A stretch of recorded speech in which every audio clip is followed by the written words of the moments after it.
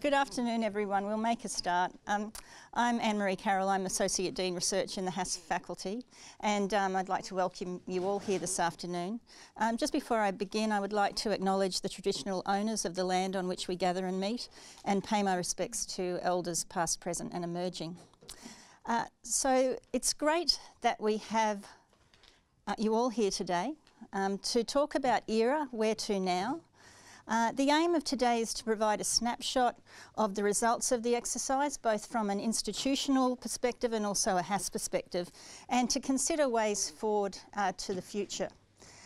It will be a lively conversation, and our speakers are very happy to take questions throughout. So to our speakers, I'd like to acknowledge the enormous amount of work that goes into ERA and EIA. And to thank our guest speakers today, Professors Mark Blows, Gillian Whitlock and Lynda Cheshire, for the tireless work during the submission process. And I think unless you're sort of locked down and doing that work, you don't realise, I guess, the lives that you give up during that period of time to be able to undertake it.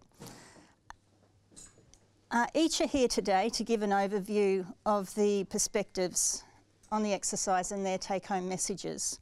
But again, I'd like to emphasise that they're also really happy to take any of our questions. I'd also like to acknowledge Emeritus Professor Graham Turner, who's here, who was part of the Research Evaluation Committee. And I know that Graham's also really happy to answer any questions and probably provoke questions as well. And I'd also like to acknowledge the discipline experts in the room who were part of the teams of the cluster leader, part of the teams for the cluster leaders. So to our speakers, and I'd like to introduce them all together and then we can kind of move on to the conversations. I'd like to welcome our Pro Vice-Chancellor Research, Mark Blows, who has been PVCR now for a couple of years, Mark? Yeah. And has really championed a number of endeavours in research performance.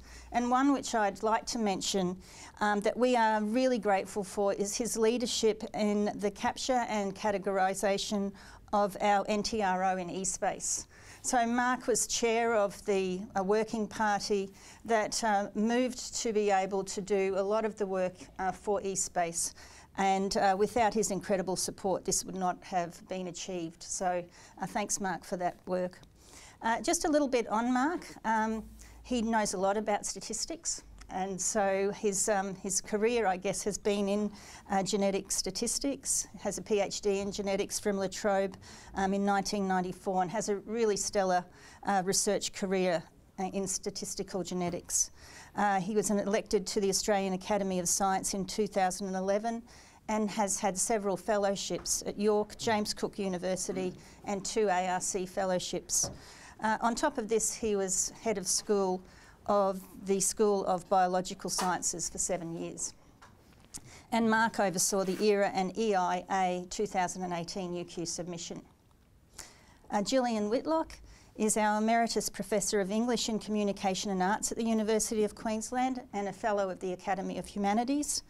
She is author of several monographs, and her current research project on the testimony of things focuses on the literature and arts of the Pacific camps on Nauru and Manus. Gillian served as the Humanities and Creative Arts Cluster Leader in the 2018 exercise. And Lynda Cheshire is Professor of Sociology with more than 30 years of experience and training and is currently Deputy Head of School and Head of Sociology in the School of Social Science. Lynda held an ARC Future Fellowship from 2011 to 2015 and has established and directed Australia's first qualitative data archive. And Lynda served as the Education and Human Society Cluster Leader in the 2018 exercise.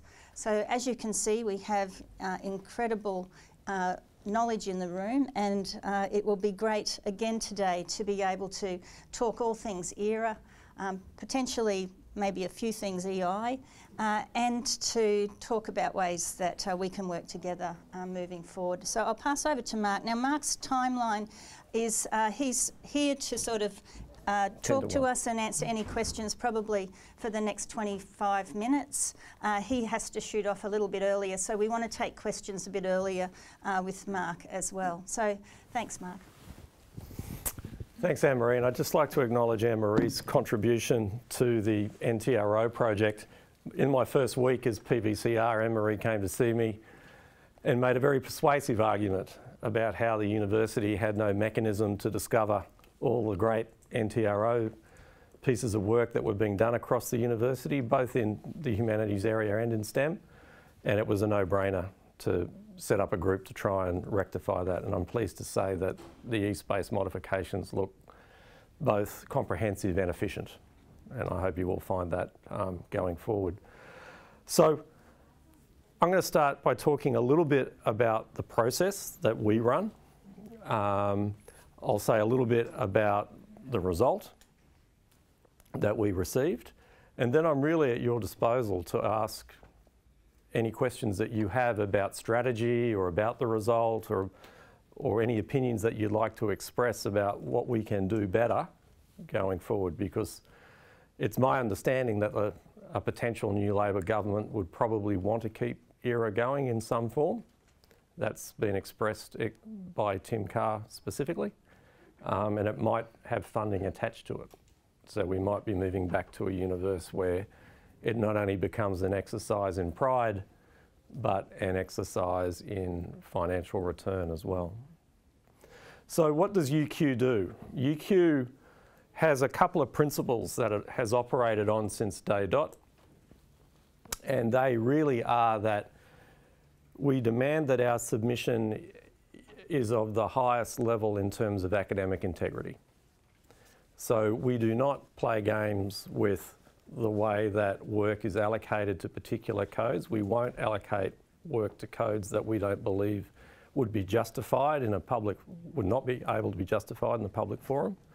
And we've stuck to that all through the 4 exercises that we've been through.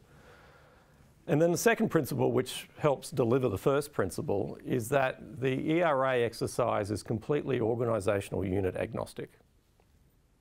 That's deliberate. And so the process is run by a steering committee, which has representation, obviously, from the senior executive. Last time it was me. But the key players are the cluster leaders, who are individuals selected across the university who essentially have the final say in where a piece of work will end up. And the information that's fed to the cluster leaders from the discipline experts who are on those 4-digit codes, giving that information to the cluster leaders about the way that they view which pieces of work are relevant to which 4-digit codes. And so that's entirely independent of the management line of heads of school, of executive deans, and of other senior management. And because of that structure, we have, as I say, a very academically orientated submission. Now, that doesn't mean to say that we don't have to make difficult decisions, but those decisions are based on the optimisation of UQ's entire submission. And so we will often be in situations where we have to consider trading off performance in one area versus another, where those 2 areas share a common academic link, where it's sensible to be able to place a piece of work in 1, 2 or 3 different codes. That decision is based on the optimisation across UQ's submission. So that committee usually kicks off about, the steering committee usually kicks off about 6 months before the deadline. We have a very sophisticated online tool called Interact, which essentially sucks in the something like 50,000 research outputs and the many thousands of grants and the many thousands of individuals. We have some algorithms that kick off the placement because we've been doing the exercise now for a while. We have 3 years worth of data essentially that was positioned last time and 3 years worth of new data. And so last time's data gets populated in and the new data gets allocated according to some algorithms that kick us off. System's very intelligent. It allows us to see who placed a particular item in last round, or even the round before or the round before that. It tells us that the algorithm placed that particular item in this particular code. And so the cluster leaders and I, who are in Interact doing the partitioning of all the work, can see the history of any particular item, of any of those 50,000 items. We can see the entire history of how it's iterated through and landed in a particular code. So I guess that's another important point to make, is that cluster leaders and myself are entirely visible in the way that we allocate the work. We have to be able to justify amongst ourselves why a piece of work ends up in a particular code. And we'll often have conversations across the clusters about what is the strategy in terms of these highly cited papers, for example. How are we going to petition those up?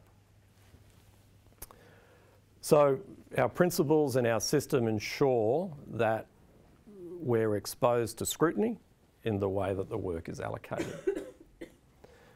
Moving now then to the result that we achieved in ERA. Universities, particularly G8 universities, are very good at coming up with metrics that position themselves at the top of tables. We're no different. The metric that we prefer is the number of 4s and 5s received. UQ received 93 4s and 5s, and that was more than any other university.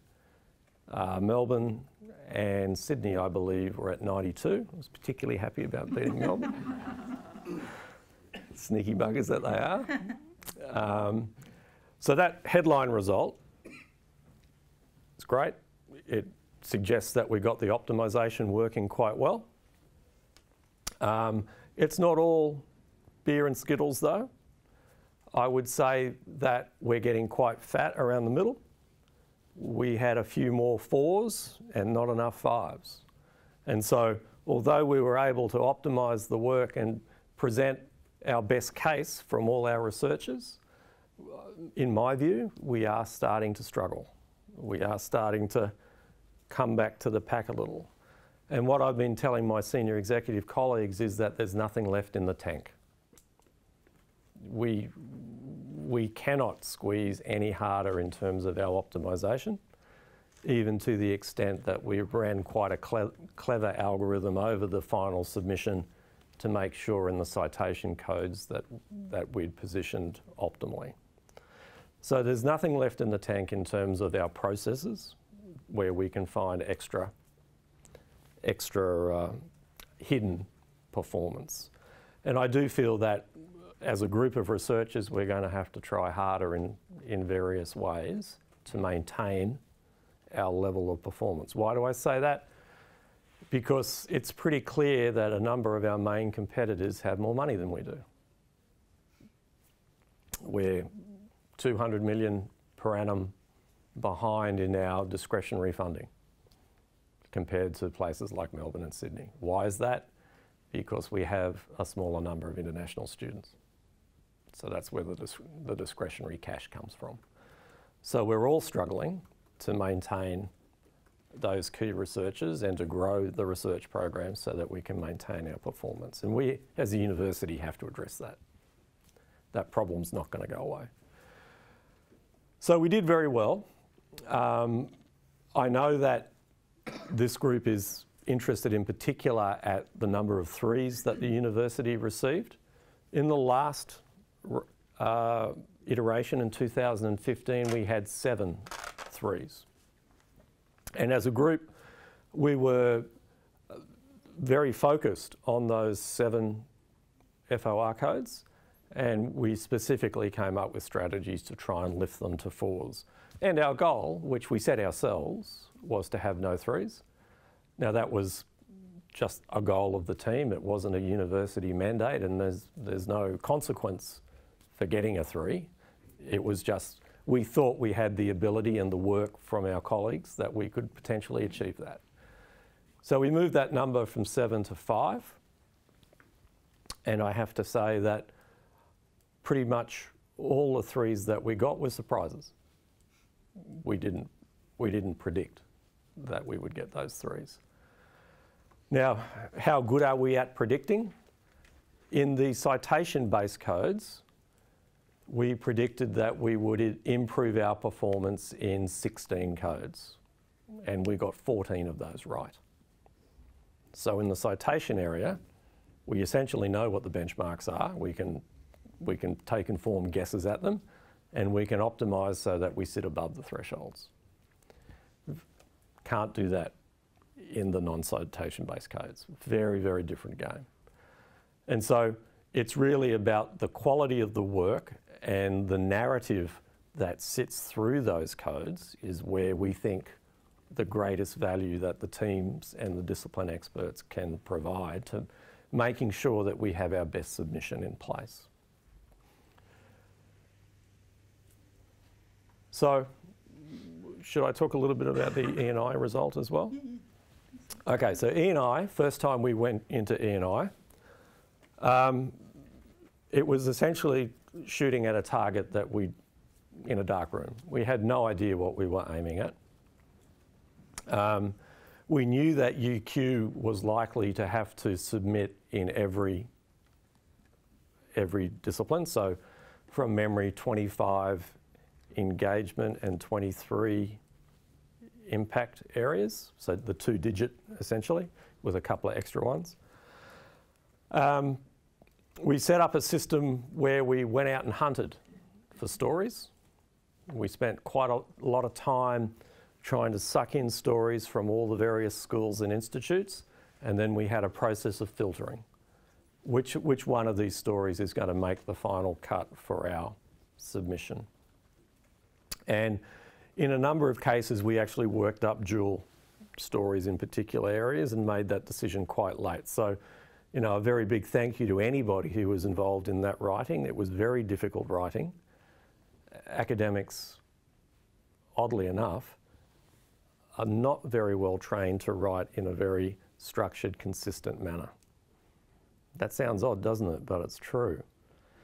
We got a lot of language back in the first iteration in the way that we would write our grant applications, which is exactly the wrong kind of language to what we needed in these submissions. We needed very deliberate, stepwise, moving from, I did this, it then impacted in this way, and then this happened, and then that happened, and this was the final impact. It was quite a challenging exercise for all of us involved. So we ran a process of quality control over those. The kinds of data that were allowed to go in was pretty tightly controlled. And in the end, UQ once again, on any reasonable metric, came out leading the country in the number of high and medium ratings across those 25 engagement and 23 impact studies. So you add up the number of high, mediums and highs, we were far ahead of any other institution. And we were the only institution to have no lows. We weren't ranked low in anything, where all our major Geo8 competitors were ranked low in quite a number of categories. Now that speaks very highly about the way that our people interact with industry, NGOs, community groups, state government, all of our external partners. We can't make that stuff up. That's what our people do, and that's a great indication that UQ has a very externally focused set of academics. That's our great strength, in fact. That's a great delineator, if you like, compared to other institutions. Part of that is about UniQuest and our commercialisation focus, but that's not by no means the entire story. It's across the board. So we learn a lot about ourselves in E&I. We basically found out that we had no access to that kind of information. And so in a similar vein to the NTRO project, we're just about to ink the contract on a new piece of software called Impact Tracker. And Impact Tracker is going to be a tool that individual academics will be able to access, and they'll be able to build stories about their work. They'll be able to append news articles about their work. They'll be able to append letters that they receive from stakeholders praising them or emails, and build a portfolio of their impact around a particular story that they would like to profile. And then our intention is to take that information and lift it up onto what we call the P3 individual activity profile, which will be released on May 20th. So it will become a visible part of an academic's achievements and activity. So all of you and all your colleagues who do great stuff, engaging with the external community around your research, you'll be able to directly profile that now. It will be visible not only to you and your supervisor, but eventually we'll be able to populate it directly onto external facing websites, your UQ researcher page, for example, so that our colleagues can show the world all the great interactions that they have and the impacts that they have, which are currently hidden. So that's something that we really did notice, that we couldn't reach into the institution and find out about all these great linkages. So, guys, I've probably talked enough now about the process and about our results. I know that Lynda and Gillian are going to go through the detailed results in this particular area later, but I'm happy to answer any questions that you have over process or the results that we got. Yes? I was just curious, with the engagement and impact, do you have any best practice cases that are readily available that we can have a look at? So all of the publicly available, permissible information, there's some commercial and confidence stuff in some of the stories, should be available on the research website. So we turn them basically into the stories.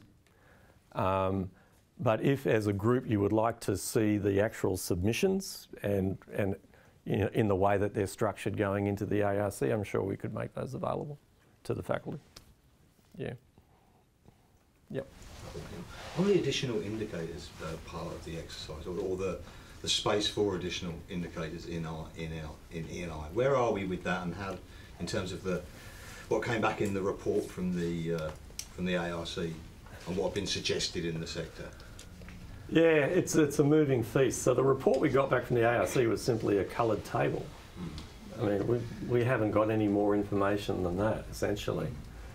And we were guessing what kind of information we would put in. There's an exercise ongoing about engagement metrics that Alan Finkel and others are running. The publicly available documentation on that looks incredibly complicated and, to my eye, completely unachievable. Now, what might come of that? It's hard to say. It's, you know, and from a personal point of view, I don't let that worry me. What I think about is I have 3,000 researchers. I know they're doing good stuff. How do I elevate it? How do I get them to tell me all the good bits about it, and how do we capture it for the benefit of the individual and the benefit of the institution? We would do that anyway. We should be doing that anyway, irrespective of if E&I runs next time. Yeah. Tim Carr suggests that it won't, because it's not his baby. But even so, even knowing that they may not run it again, from our perspective, we should be lifting that work up, those interactions up, and we should be crowing about them. That's part of what we should be telling the public that we do. And we're not doing that at the moment, and that's why Impact Tracker is so important. Now, it's likely that that will become available in trial form after mid-year would be my guess. And I think it's going to be a tool that a lot of our staff are going to enjoy using, because it really will allow them flexibility and creativity in the way that they create a story and evidence that story about the way that they impact some aspect of wider society. So Mark, in terms of impact tracker, will it collect indicators, for example, you know, in our engagement indicators that we had, you know, things like book sales or audience participation, you know, numbers in audience at performances. Will it be able to collect that kind of information? Will it be able to scour for it? Maybe not. If it's in a newspaper article, probably yes. Will an individual be able to append information they get from their publisher or from the exhibition organiser? Yes, absolutely. So it's, in one sense, it's a very convenient filing system that will allow you to build and profile a particular thing. In another sense, it has a little bit of automation available to it that it will scour and drag. I think, you know, my knowledge of it at the moment is a little bit sketchy, and I wouldn't want to say too much more about its capabilities until we've got the pilot up and running and we see what some creative people can do with it. The sales pitch, I must admit, was pretty impressive. Up the back. How and why do the 2010, I think it was, Era Journal rankings figure into the Interact? How and why? So the journal rankings is a legacy thing. We've kept them in the system because, to some extent, well, particularly at the cluster leader level, we're not experts across all those 4-digit codes that we have responsibility for. So when I was a cluster leader for cluster 6, it was all the biological sciences, all the agricultural sciences, and some of the technology codes. Now, I'm a geneticist, just one of those 4-digit codes. And so at some point, you do tend to rely on proxies. So the citations, which are in the system, is one proxy. The journal, from the old journal ranking list, it gives you an indication that when you look at the frequency table of journals in a particular code, so let's say genetics, let's say that there's 100 journals that have been allocated into that, papers from 100 journals into that code. We look at a frequency table of all those journals. So the first journal in the frequency table might have 56 publications in it. Our goal is to make sure that first journal is a really good journal. Now, sometimes we'll know what that is, whether it's a good journal, but sometimes we might not. And so when we look down that frequency table, what we're trying to do is make sure that the better journals are pushed to the top of that frequency table, because we know a frequency table is what the panels see. Now, they won't see the old rankings from 2010, the A star and the A, etc. But it's just a piece of information that we can use to assure ourselves very quickly that we've done a reasonable job in getting those better journals towards the top of that frequency table. Does that make sense? Carroll.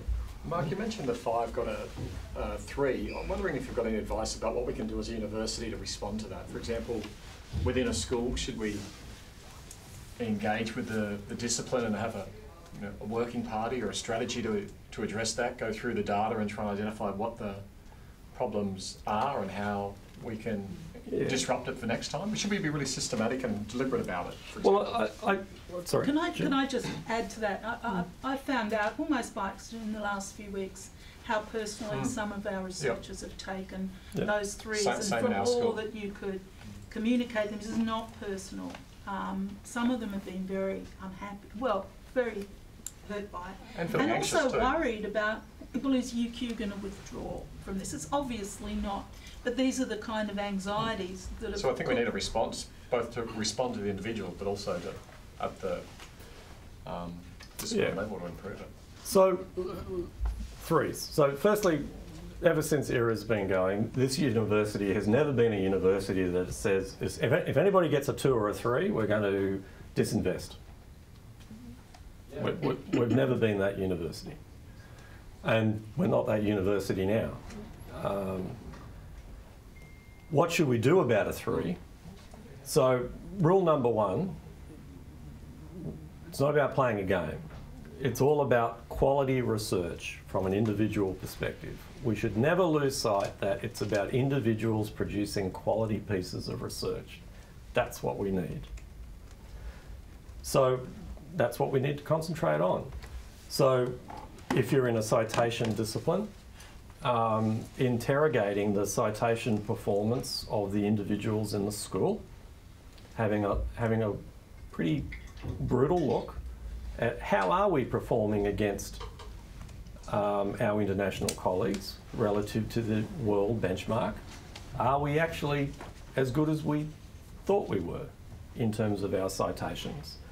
Now the P3 dashboard, which as I say will be released on May 20, is a very objective data tool that will allow you to assess whether that's true or not for any particular individual. An individual will be able to look at their record relative to a large group of cognate staff and see, oh, actually my citations are above most of my colleagues, or my citations are a little low compared to my colleagues. So that tool has been made as primarily as a self-reflective tool to make people think about what they're doing in terms of their research career. When it comes to what schools should do, once again, it's about having a look at how's our ARC performance going. ARC performance in discovery grants, for example, or linkage grants, is a pretty reasonable indicator of the competitive nature of CVs. Are we pulling in those grants? Are our colleagues nationally assessing our CVs and our ideas in a way that suggests that we are doing well in terms of our publication profile? If it turns out that, you know, a pretty honest self-reflection of performance of our staff in a group falls a little below our expectations, what should we do about it? Well, it's all about that individual mentoring and encouragement. Tell me about your publication practice. Why are you choosing to publish in this journal 5 times in the last 3 years? And this is what the P3 dashboard will allow you to see instantaneously. Why am I publishing a lot in this particular journal? My papers in that journal aren't particularly well cited compared to all the other papers in that journal. Maybe I should be trying a different strategy. Maybe I'm publishing too much. Maybe I should try and stitch some of my stories together for larger, higher impact publications. A lot of our staff publish too much. Way too much. And so thinking through those individual strategies about performance is really the only way, well, it's the main way that we can start to lift our performance in individual areas. What are some other ways? I always say, whenever I can, the attraction of DECRA fellowships is an absolutely vital part of university performance. If our good staff aren't at conferences talking to that junior person who just gave that great seminar and looking them up and seeing that they've got 3 or 4 really good publications, and then telling them, if it's an international conference, if you come to Australia, you can have your own fellowship. Not many countries do that, give that opportunity to those sorts of young people. So using all the tools we have available to not only pull ourselves up in terms of our publication practice, but attract where we can, particularly those junior researchers, who the statistics tell me, by the way, are more highly cited than our senior researchers on average. So when you look at the average citation performance of levels B and C, it's higher than level D across the university, which is an interesting statistic. So it's not all about senior professors and bells and whistles. You can build performance from the ground up if you really concentrate on the tools that we have available to do that. That's a bit of a rant, isn't it? That's good. Sorry. Can I just follow up a little on that? Because one of the things that amused Lynda and I going on the steering committee was how we brought in, we were working with the human factor, and that's your term, the human factor. We had peer review. Yep. It was just not predictable. It's very difficult. We saw your other guys running algorithms, and you could begin to see when quantitatively you were getting into, you know, Yes. and you're right, all the threes surprised us. But sometimes that human factor wasn't here.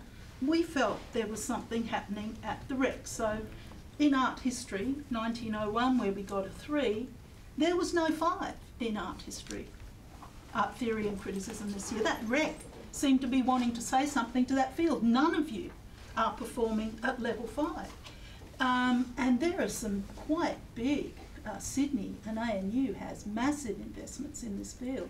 So they got 4s and we got a 3. So something seemed to be happening outside any range of influence we had. Now we need to talk about that in our scholarly community. We need to give feedback on that through the academy, through our scholarly associations. Mm-hmm. But that is a pretty damning thing when a rec says no one is getting a 5 in this time round. There is no research in Australia in this field happening at that level. So that has occurred in STEM areas before. In 2012, not a single university got a 5 in genetics. Now, would we think that that was correct? Actually, they got the benchmarks wrong. And that was corrected in subsequent years. I might just throw to Graham though. Graham, do you want to field that one? I think people have to avoid mistaking the thing that is, mistaking the measurement with the thing that's being measured. That, you know, the answer to that question may well be about how do you improve is by reducing teaching loads, putting more money investment into startup grants for young researchers. You know, they're the kinds of infrastructure things that are not done, and that would make a difference. But in terms of the rec getting it wrong, and therefore, you know, what do we do about that? Well, the first thing you should do is think maybe they got it right. And if they did, what's going wrong with those disciplines? And remember, what's being rated and not ranked. Theoretically, you could have 5s in every submission. It's not a ranking. It's a rating. What you have to remember is those submissions are rated on the basis of the majority of the inputs listed under that unit of evaluation. So you might have 3 or 4 really good people that have put in 3 or 4 really good pieces, and you've got 20 people putting in mediocre pieces. They'll get a 3. And that's typically where you're looking at a 3. That's what's happened. It's not that there are no good people in there. It's just that the submission is full of other material that's actually really mediocre. And so the judgment is always on the majority of the inputs. Where would you put them? So you can see that the bar is high for a 5 in the humanities. You know, the majority of the pieces have to be well above world standard. And you know, if you look around at the areas that have said, well, we're a bit disappointed about not getting a 5, you think to yourself, well, what proportion of that discipline working today in Australia would you rate as being well above world standard? And if the answer is not all that many, well, that's why they're not getting 5s.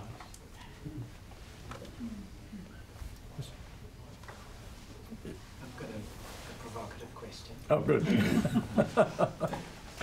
I think it was noticed when it was commented upon that the citation-based fields were ranked higher overall. There was a clear tendency.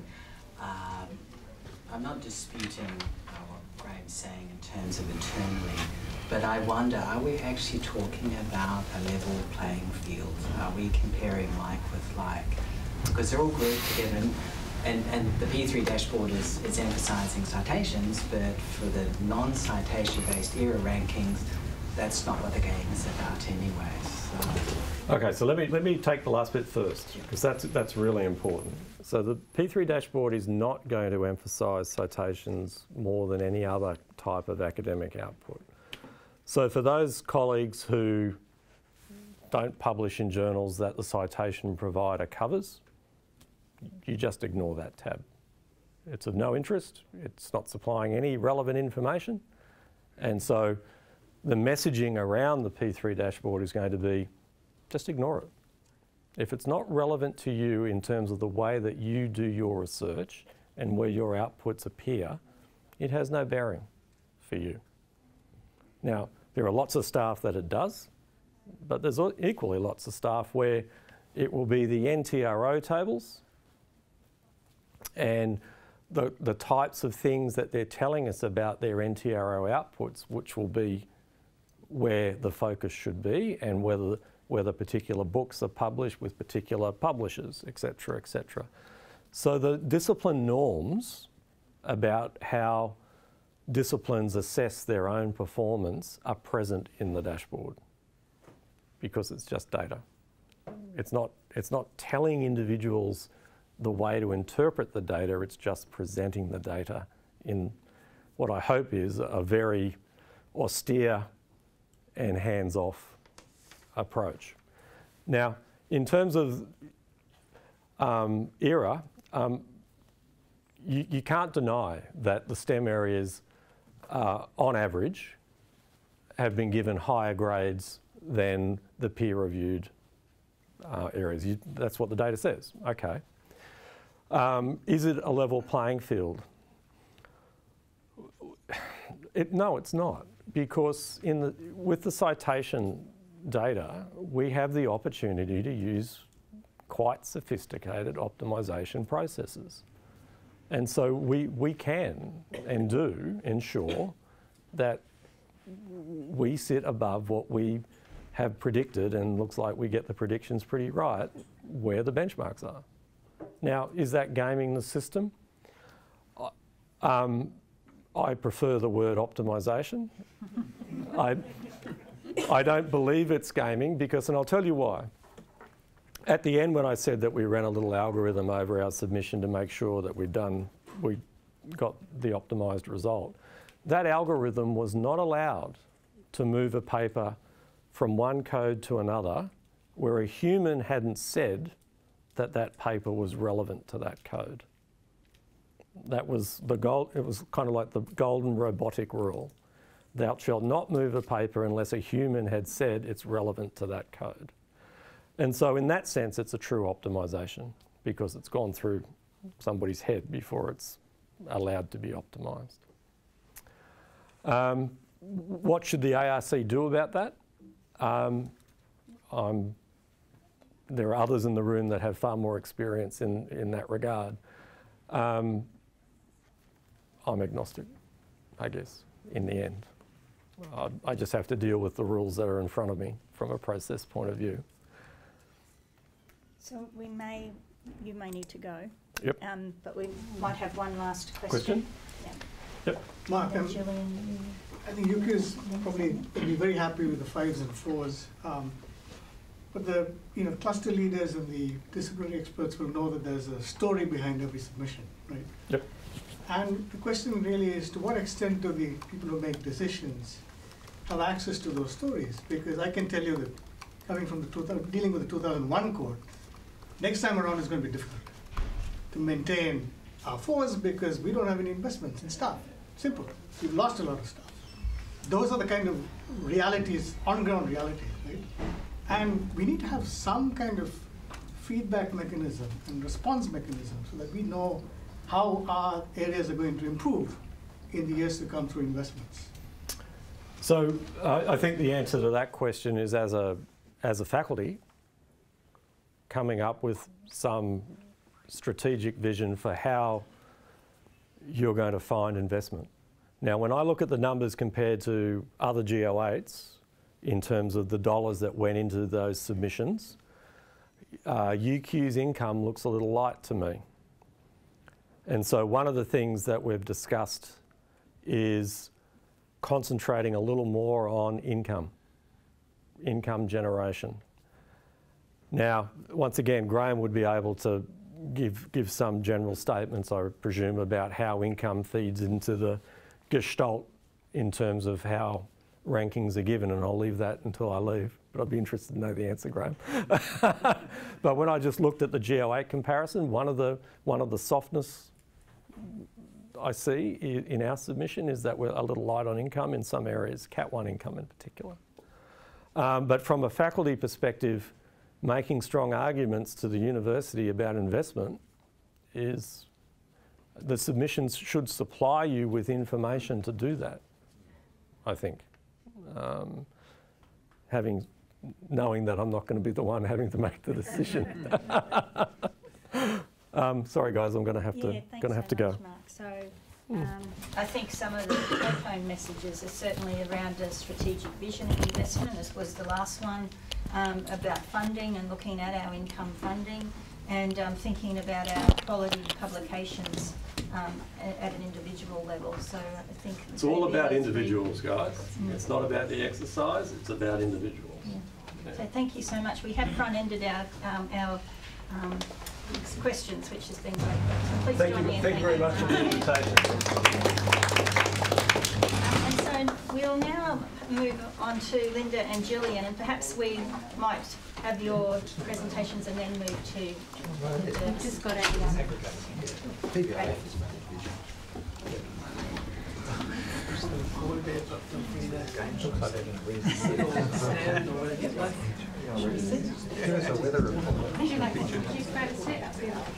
I'll just need to see the screen because I'm going to talk to things. I'll sit while you're talking. Graham, do you want to talk to that question on income? Yeah, I can. I was just thinking while we're doing the changeover, I think the income question is a really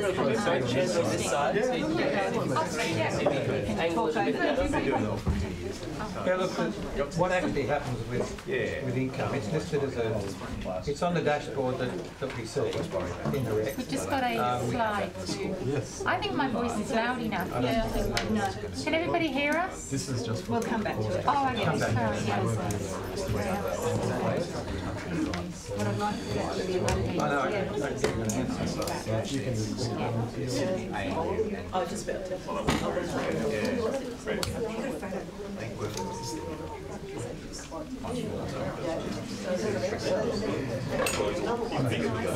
Thank you. Okay. It's like a city show. It's very English things.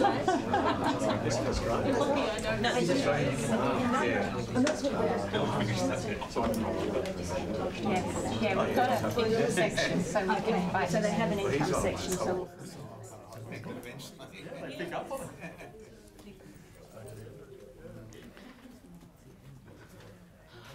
Okay, everyone. Well, Lynda and I wanted to reflect back on several scales, both national and institutional, in terms of UQ and HASS more specifically. And we also wanted to open out a space for those of you who participated in the project as discipline experts to contribute here, because your role was vital. And if we're going to have strategic thinking about investment and so on, the discipline experts have a critical role to play in this. But first, in general, I think it's important to say, and we wanted to say, that the HASS submission is an extraordinary reflection on the strength of the number of researchers who are active here.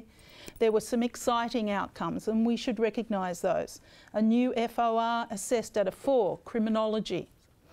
Sociology lifted to a 5, and the ongoing strength of literature and political science and the history and philosophy of specific fields saw them all sustain their 5s.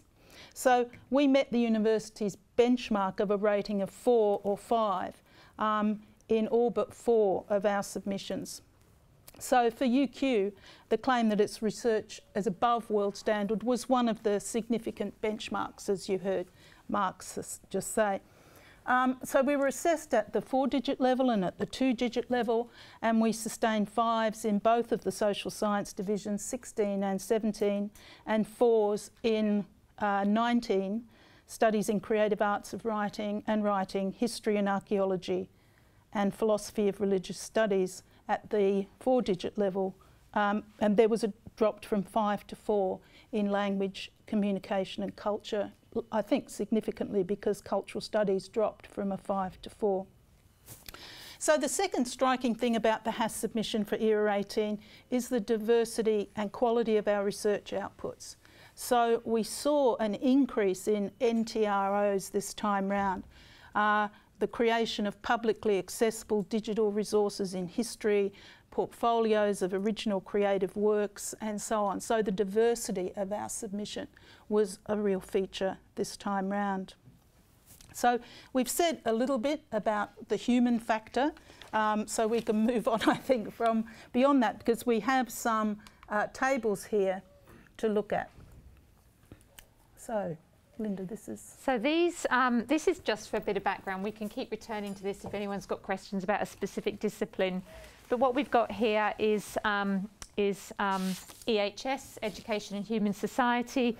Just an indication quickly of which codes went in, what they scored in 2015 and what we got in 2018. And you can see there are a lot of no changes, meaning we're doing very well. We dropped in 1303 from a 5 to 4, which was unfortunate, and we made up for that with a rise in sociology from 4 to 5. Criminology went in for the first time, and it went in at a 4, so we're very happy with that result. If we have a look, this is mainly for context. Again, for the same codes, this is where, here's our rating. And just to give an indication of how we performed nationally, so for example, here we got a 4 in education systems, 7 other institutions, units of analysis got 4, we had no 5s. There was 1 5 in 1302, and that was Melbourne. It's done very well in education. 3 got a 5 in 1303. In anthropology, we got a 3, which we were disappointed with. There were only 2 4s and only 1 5. So the most of that discipline is getting a 3. Here in human geography, we got a 4. Either I forgot to fill that in, or there are none. Oh, I think it's because it's not our faculty. I didn't worry too much. Political science got a 5. 4 are getting a 4. 4 are getting a 5. So just to give you a sense of how we are performing nationally. If we now go to HCA, do you want to talk to those? Well, maybe if we look at the right column there, we can see where there's been a change, and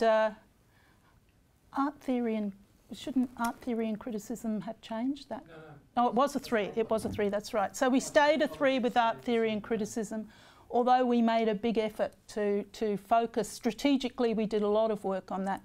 Film, television and digital media was a great surprise that we went down there from a 4 to a 3. Performing arts and creative writing is really sweetly placed, I think. They don't think they should be a 5, but they think they're well placed as a 4. Communication and media studies, Pradeep has spoken about this, has said we might be lucky to keep a 4 there. This time round, Pradeep spent a lot of time thinking about the strategy and the pitch of communication and changed it from our 2015 submission. Cultural studies, this didn't surprise anybody, I don't think, which didn't mean it didn't. Sadness went from a 5 to a 4. And linguistics, which we would have hoped, Lana's gone. Lana, we had hopes that might go up to a 5. It was a very strong submission. Literary studies held on to its 5. Its weakness is it has so many people born in the early 50s and they're heading out. Literary studies held on to its 5 this time round. Archaeology knows why it got a 4. Historical studies, happy with that outcome. Applied ethics, this was one of the lovely stories of Era 15 that Tom crafted applied ethics, and it got a 4. It got a 4. It dropped to a 3 this time. And in the absence of a discipline expert, we really don't know what happened there. We did have a strong narrative. So we're going to have to be looking at that. History and philosophy of specific fields stayed a 5. Philosophy held on to a 4. I think we felt we were hanging on there with our fingernails, so we were relieved to see that.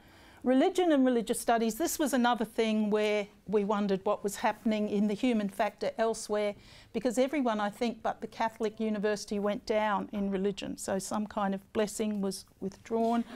And we went from a 4 to a 3 there. which is a worry and something, you know, we'll have to think. I say it's a worry because when Phil Almond and I were working on that, we could see a lot of the submissions were early in the era 18 window, and it got a 3 even with that. So, bit of a worry there. There's a glimpse of what company we're in. So, I don't think, I mean, maybe this would be the point to say we need to think strategically about a cluster, which is 1902, 2001 and 2002, cultural studies, communication and media studies, and film, television and digital media. That is a cluster we have to think about. 1902 went down, cultural studies went down 5 to 4, and Pradeep saying communication, we need to be thinking about that in the future. And it seems to me that they can't be thought about separately, and that is something we really need, following on from this, we need to be thinking about those together. I think that's all to say from that. With religious studies, you know, the idea is that history and philosophy of specific fields might take care of it a little more than it did this time round. One of the things we've wondered with applied ethics is whether some more of that might go to philosophy, which is, you know, an FOR we're concerned about. So that's one of the things you've suggested, Deb. Yeah, except that I was with Tom, you were suggesting there's not really much could be moved. No, that was the exercise we did in 2015, is we looked at very seriously what could be moved into philosophy. And we felt there was virtually nothing there that we could move into philosophy. That's because of the nature of applied ethics out of medical school and out of the different science areas and agriculture and various other parts of the university. So we'll see another table soon that'll bring us back to philosophy as something we need to think about. I think it's also worth looking in due course when you have a look at the disciplines to see what did get a 5 and what they're doing. And quite often you go, oh crikey, they got a 5. We're nothing like them, then the 4 becomes a bit more meaningful. And I'll show you a little bit of data that I've pulled out for the time being that starts to give an indication of where we rank relative to those that did get a 5. Yeah, for example, that's a very good point. I mean, for example, if you look at linguistics, if you look at ANU's income, it's at a nosebleed level. I mean, we're not anywhere near ANU's income. So we do need to look in our more optimistic moments about what those institutions that rank above us had. We really do need to know that before we begin to aspire to changing our rankings. Yeah. Okay, so understanding the results. Gillian and I have come up with 5 elements that combined contribute to the results that we got. The first one we want to talk about a little bit is the submission strategy, and that's Mark's words of optimising the submission for all FORs. But we also paid attention to the needs of specific disciplines where we felt that was needed, and looking at the 3s, looking at new disciplines like criminology and thinking about those that we couldn't understand why they weren't getting a 5, but otherwise it was optimisation all round. Also the quality of the submission, and that is about our research outputs, our grant income. The third one are the structural factors. I think it's worth acknowledging those about what's going on within disciplines, within UQ, which alerts to some of the points Graham has already made. And also the state of the discipline nationally. We need to see how we rank relative to others. And we've also got the X factor. And we kind of who's here blindly approached by the rec panel, but there could be other things going on that we haven't thought about. So the first one is the submission strategy. And on the whole, everybody worked very hard to get that optimisation. But there were a few cases where we really had a very diligent strategy in place. And sociology was one of them. Sociology got a 5 in the first era in 2009. It then dropped to a 4 in 2012, stayed at 4 in 2015. Melbourne got a 5. And we're like, why is sociology not getting a 5? We took a very different strategy with sociology this time around. And what you'll see is that we actually took a much purist approach to understanding what sociology was. So in era 2015, it got a 4. It had 433 weighted outputs. It had grant income of 15.3 million. We used the 66% rule, and for those who are discipline experts know that each journal has an FOR code, and which says where it needs to go. And if you want to override that FOR code and put an output into another code, that's called the 66% of that output has to fit into the new code. And that's called the 66% rule. And the ARC pays attention to the number of times you do that override process. And in 2015 with sociology, we overrode it 35% of all outputs, which was about 116. The sociology submission then was unwieldy. It incorporated outputs from criminology. Criminology at the time was going under the threshold. There was some really good stuff. It had to go somewhere, so it went into sociology. A lot of public health was in there as well, and some social psychology, and I wonder if the social psychs were putting it in sociology because they were low citation outputs, but looked a bit sociological, so kind of went in there. And what it actually shows is if you get a 3 and you're starting to think, maybe we should go under the threshold next time, the good outputs in those submissions have to go somewhere, because you don't want to lose them. And what can happen is they go into another code, and then that dilutes the code, and it starts to look, hang on a minute, this isn't sociology. So what we did this time, and Paco in the ISSR was very rigorous with me, we brought it down to 257 outputs from 433. Our income was lower, 10.2 million. We used the 66% rule, 24%. So there were far fewer non-sociological outputs going into the sociology journal. Criminology went under its own code for the first time. So all those crim stuff went elsewhere. And we were also quite harsh with public health and social psychology, and we made them take their stuff back. And Matthew Hornsey was brilliant. He's like, we've got thousands in psychology. We're not going to care about these 5. So that's about this optimization, and we got a 5. So it was a smaller submission, less money, but it was obviously a much more beautiful, coherent. We didn't have this long tail of dodgy looking journals that really had nothing to do with sociology. So that's where submission strategy really comes into play. We used the same submission strategy for anthropology, and it didn't do us any good. So it works in some cases where it's needed. I think I would have described what you did there, Lynda, as ruthless. Lynda hoovered out that most days using often the not research category. So there was a lot of material that came in there she recategorised as not research. A lot of book chapters that weren't based on empirical or any kind of research, we called those not research, and we got them out. I think that's a good takeaway for next time. And the same with education. We tried to be ruthless with all the scholarship of teaching. We couldn't be as ruthless as we wanted to be because every other discipline kept dumping all their rubbishy scholarship of teaching from engineering and science and nursing, and we just get it. We would have made around, 1,000 outputs easily, not research, because they were scholarship of teaching.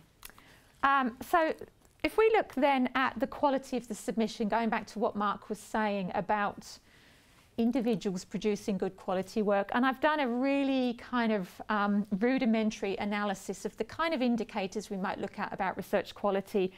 And all I've come up with so far yesterday is I did a bit of analysis of the percentage of outputs in each submission that were journal articles rather than books or book chapters. That particularly works in the social sciences, less so for humanities, which we'll have a look at in a minute. Of course, we don't know that the journal articles were quality, but I think we all know that that journal articles that are peer-reviewed in good quality journals tend to be more highly esteemed than a book chapter that was, written by your mate, if I'm a bit unfair. And what we see here, sorry. I've gone through enough promotion rounds where people have drawn lines through my portfolio to go, well, that was a book chapter and it was edited by Jeff Lawrence, who's your friend, so it doesn't really count. What I've done here... Special issues in journals that go the same way. Yeah. So what I've done here very quickly, and it works well for the social sciences. I've looked at here are the ERA rankings for you as a guide. And this is, I took from the report, the proportion of journal articles in the national average. So we've got all the kind of the means of all of the units of assessment in each of these FOR codes. So for example, let's have a look at specialist studies in education, which dropped from a 5 to 4. That was really unfortunate.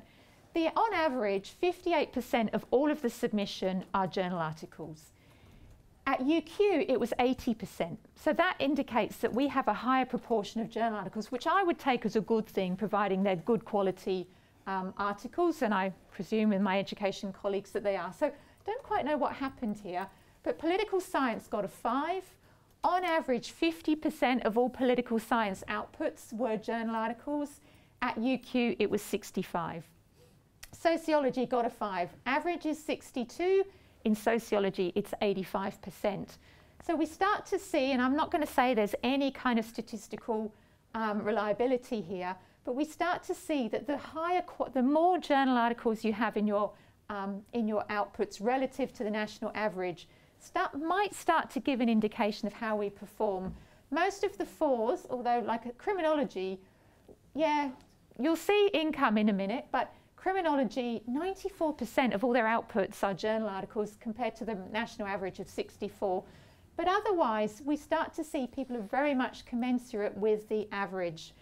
This doesn't work so much for HCA. You'll see, for example, that history and philosophy of specific fields, the average is 53, we got 56, we're on average, but it got a 5. So it's not a clear indicator in every case. And I think had I had more time, I should have done that for monographs and seen what the percentage was of monographs rather than book chapters. An interesting question there is why performing arts and creative writing are so much higher than the field in general. I mean, that's something to take forward. 55%. Compared to 26. 26. But other than that, yeah, we'd need to see books there as well, yeah. I think. And anybody can do that by just going to the national report for their discipline, looking at the averages and seeing what or we can do it. Can you also see similar data for other universities? So could you check? No, they won't give it to you. They won't give it. Mark Blows has some special group of 8 collective thing that is really amazing. It's a kind of almost like an online portal. Whether that's to be shared, I don't know. Whether the ARC would even approve of the group of 8s having done that, I don't know. But at the moment, no. We've just got averages. Lynda, can I just say something about books? Please do. That, it is becoming fashionable to say that they're less important. There's no evidence of that at all. Books, you mean books, not book chapters. Yeah. And what might be helpful is that the overwhelming majority, I would say, of items that were selected for peer review by the universities were books in our disciplines, but a lot of them were also book chapters of the kind you're talking about. In some cases, like the introduction to an edited collection, which really should have been classified as not research. Yeah. So, and that happening actually quite some high-profile fields, maybe hypothetically in art history and art theory, and it meant that they didn't score for those. So it would be worth doing the metrics on book chapters and books. Absolutely, and it's a really good point, because when we were doing the, particularly I think the sociology that I was most heavily involved in, we had very few monographs. And I thought if we're comparing ourselves to world standard, I think there is a greater tradition of still writing monographs internationally than there is in Australia, and I worried that we might actually be pulled down because we don't have enough. So I think it's something we need to, I should have had a look at this if I'd had more time, but I am aware that these we need to really look at. We'll just have a very quick look at the other thing was income comparisons, because this is really insightful. And Graham, I don't know if you're able to tell us how income works. What we were told is that people get a ranking for their outputs, and then you look at income, and that pulls them up or keeps them the same. Is that true? Yes. Right. Yeah, so, I mean, hypothetically, that's true. That's the way it works. Hypothetically, it would, I'm saying that because I'm supposed to remain, all discussions that you're involved in with ERA are supposed to remain confidential, and I've done 3 of them, so there's a lot of things I can't say. But hypothetically, I can say that income can bring you up, but it can't bring you down. So you don't get punished for not having income, but you do get rewarded for having high levels of income, and it depends where it comes from as well. So let's have a very quick look at income. Sorry, there's a lot of numbers here. You can ignore the last column. I should have got rid of it. Okay, so here's our era ranking. This is the UQ income, the total income that we got for each of these codes. This is the median national income. And here is the maximum, and that tells us what is the most that any one institution got. So if we have a look again at how we're performing, for example, let's take a really good example. So specialist studies in education, I have no idea what happened. The median income for specialist studies in education was 447. UQ got 3.4 million. The maximum was 5, so somebody is getting 5 million compared to our 3. So we just gestured to that before when we said about getting 5s. When Lynda says someone got, we can't know, but you'd have to guess that some of those someones are that column where, as you see, as you look down, 7 million, you know, there are some very big numbers there. And if you look at criminology, the median income is 150,000. Criminology got 2.4, and the maximum is 2.4. So UQ had the highest income in criminology. Political science got a 5. Median is 720. We get 3.7, but somebody's getting 6. If we go down, so sociology here, 780, we get 5 million, we're the highest. If we start to go down, we get a few kind of problems. Art, theory and criticism, the median is 387, UQ gets 58,000, somebody's getting 1.3. Here's another one, film television, 122, we're doing all right, we get 325, but somebody got 1.3 million.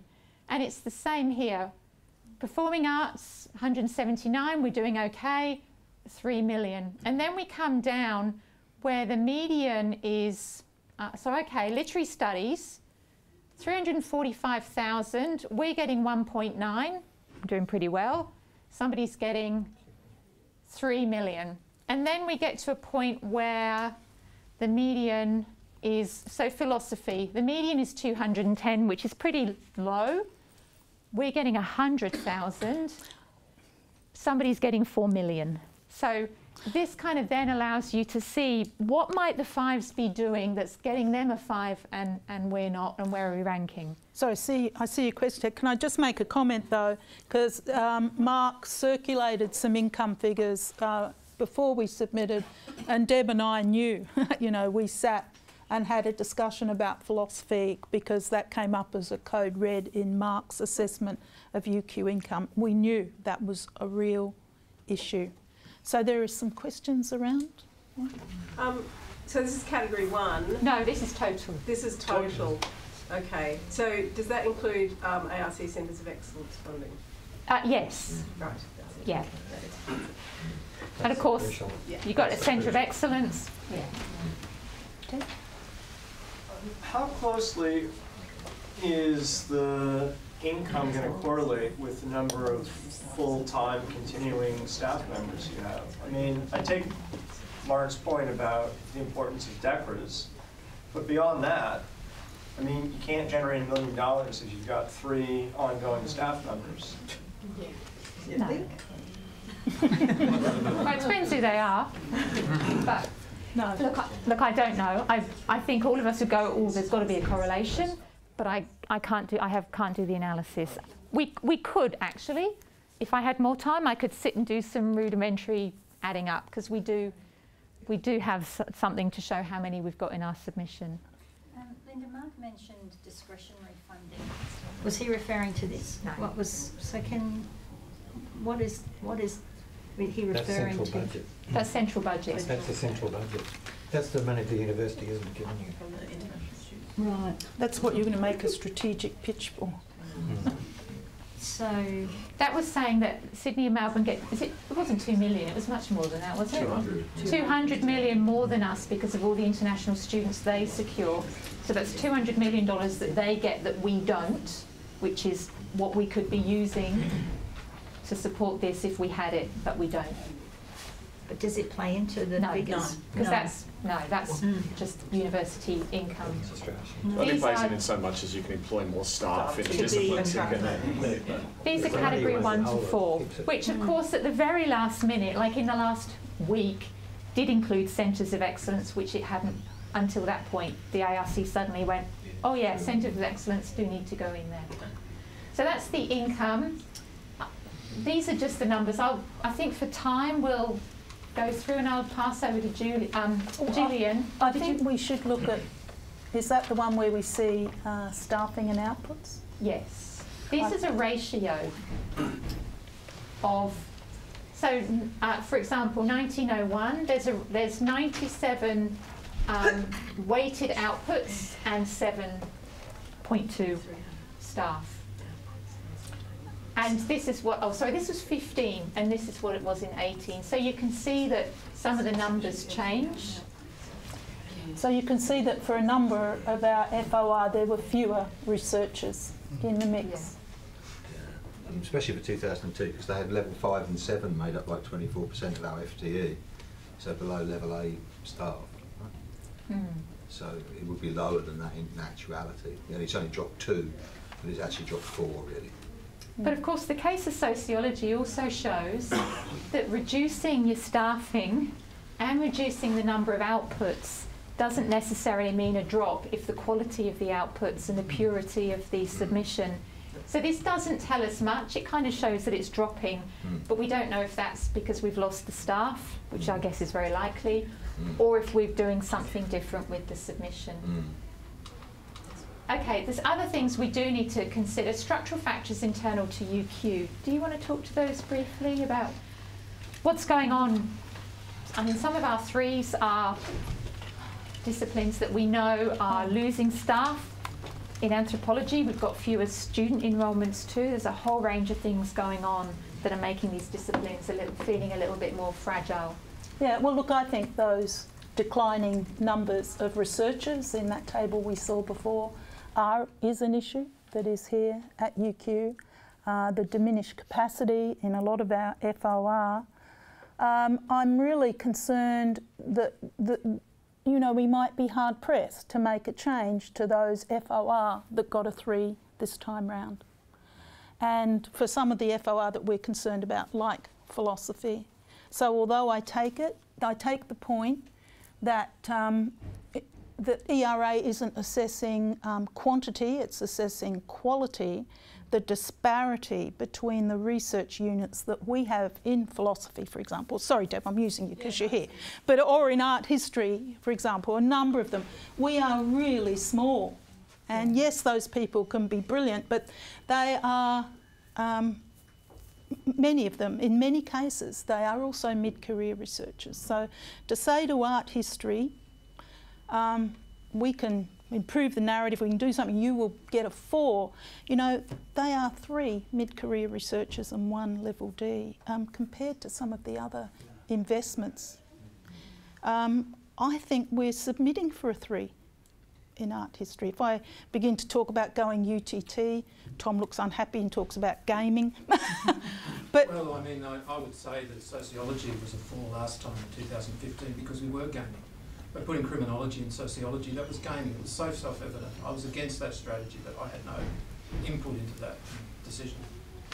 So really, with the structural factors in terms, we need to be very realistic about what's possible.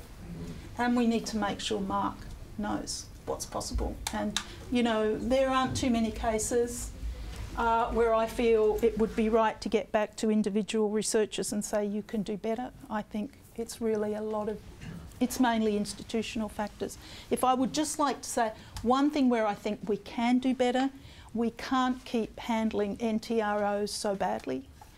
Look, the effort that it took to get NTROs together for this era, I mean, I don't think Liam Viney, for example, could survive it again. But, you know, that the library has to step up, it puts on extra staff. It is a massive job to put together the portfolios that have to go in for peer review.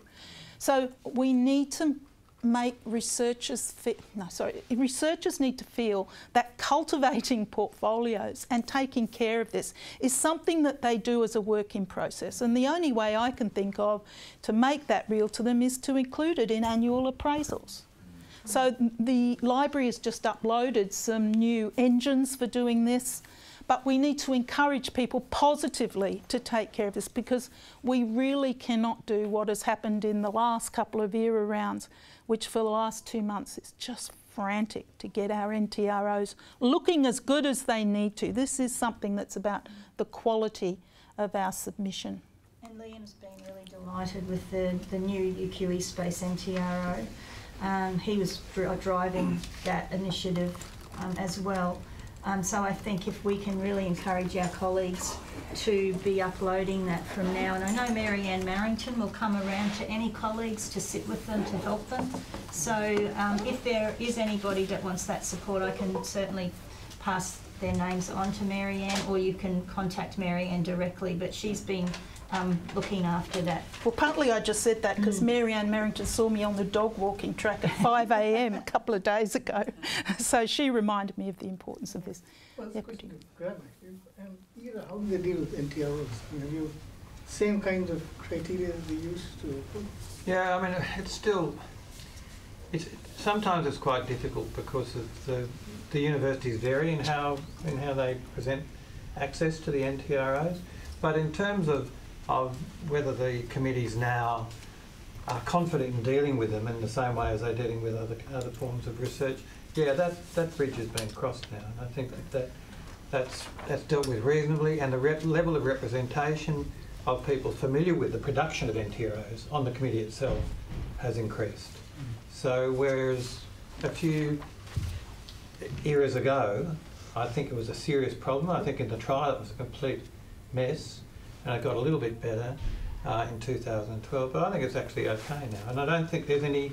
I think that the culture of research evaluation has changed over those 10 years, so that now people are perfectly comfortable. And I think that those putting in the submissions have learned how they demonstrate the quality of NTRO. So, where was the work exhibited, for instance? That ways of indicating the quality of the work that are acceptable within the field. They've developed those now, so it's working a lot better.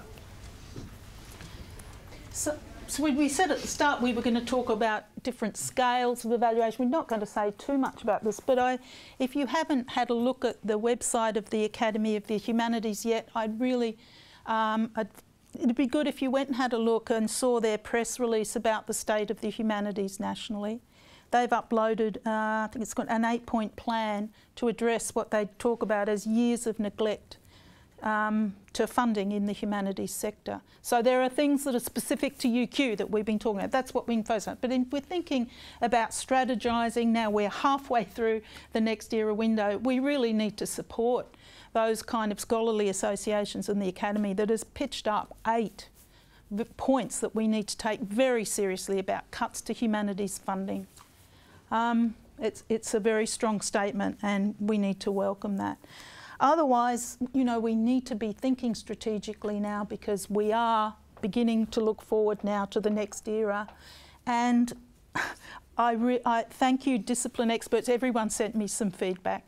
Obviously, we need more staff. What are the chances of getting that in place to make a difference for the next era? Not a reason not to make those appeals, but really we need to be thinking. I said that 2001, those 3 FOR need to be thinking together: cultural studies, communication, film, media. I think we do need to accept that in some we will be pitching at a 3. I can't go back to the people in art history and tell them they need to pick up their game. So some of those things, we need to be very realistic about what response we can make. But, we did wonderfully in many fields of research here. So I put here the X factor. These are just unknown things that we don't know about, have no control about. The unknown unknowns, maybe there aren't any. One example we gave was the panel or the peer reviewers. One colleague in a discipline said to me, yeah, I've heard the peer reviewers weren't very supportive and encouraging this time around. I don't know how much of that narrative or that discourse is going on, but I put it there as acknowledgement that there might be other things that we don't know about. But otherwise, we're happy to take more questions. Can I speak for the X Factor? Just a couple of things that are worth pointing out. I think there is a real problem with peer review disciplines in that now you've got the impact assessment, you've got the normal discovery process, etc. Simply the pool of people you can draw on to provide assessments is not big enough to sustain the load that they're being asked to carry. And what's been happening with ERA is that universities have been putting forward relatively junior and inexperienced people to do the peer review, and often that is reflected in the quality of the reviews. And that, I think that affects the discovery program as well, but in ERA it's quite critical.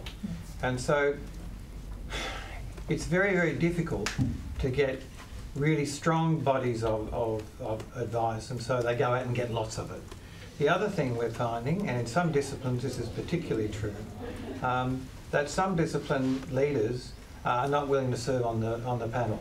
And so there were 2 disciplines this year where it was almost impossible to find a single professor in the country who recognised their responsibility to represent that discipline by serving on ERA. I think that's absolutely disgraceful. And it impacts on what kinds of decisions can be made.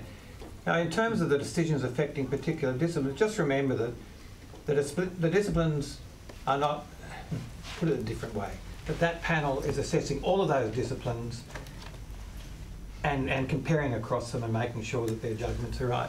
The second time I did ERA, after the end of the first day, we thought, actually, we've started to shift the goalposts.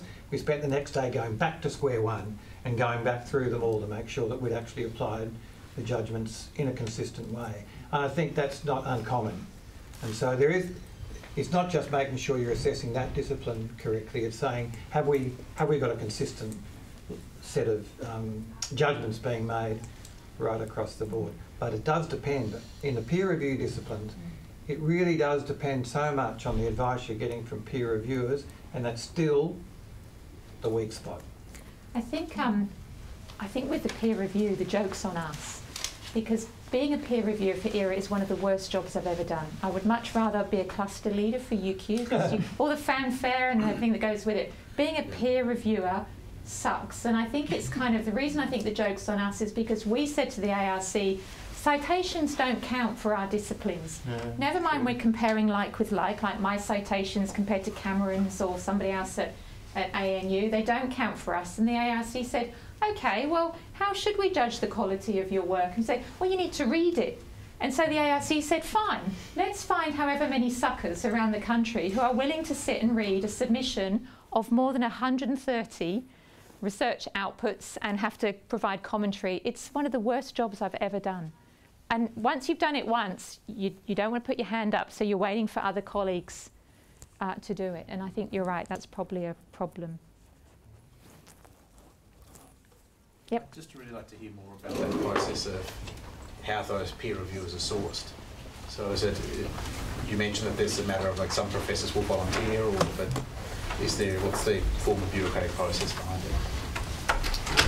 The universities will recommend or propose peer reviewers themselves, and that is done differently in every university, in some cases differently across different departments.